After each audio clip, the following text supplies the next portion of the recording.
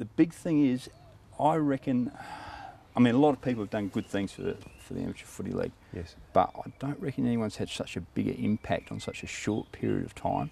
He really challenged what they were about and made people accountable, which they hadn't been.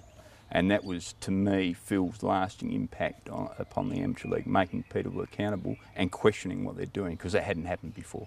So that was a real big change to the way things were done. And obviously a lot of people didn't like that.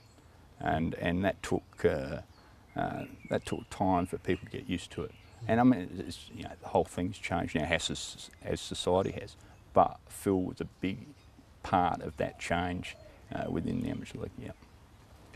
Any particular things in particular that were a real good ding dong and that changed for the better?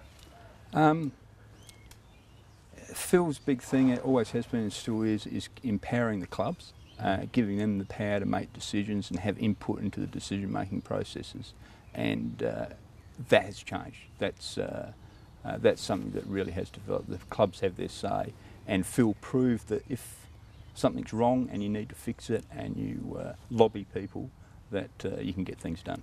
And that's the thing that I remember about Phil's immediate impact on the Amateur League. Yeah. Sad to say, I hope that he is remembered for those good things. Because he annoys lots of people as well as doing lots of good things. That's right. When he's good, he's good. When he's bad, he's bad. So, and that's a fact. And he'll expect me to say that. Well, it comes with the territory. And he'll often say, well, it's my aggressiveness that got me where I am today. Look, we're an emotional family, and how I would describe, I've been thinking about this, how I would describe my brother Phil as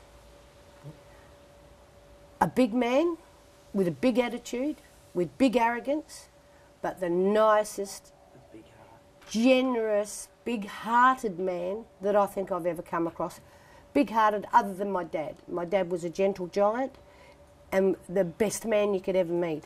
Phil comes close, but Phil's a lot more arrogant than my dad. Sort of settled down that the major fights have been had, or? Oh, if Phil gets a bee in his bonnet, it's still there. There's the old Phil. You know, there's things over the past 12 months there's been some issues that Phil's been passionate about, and he's come back on board, and that's the old Phil, being loud but getting his point across and making people think, and challenging the way people do things. So that's been a good thing. But still loud, still obnoxious, and still Phil's way. He makes no apologies for rubbing people up the wrong way, and I guess initially, certainly.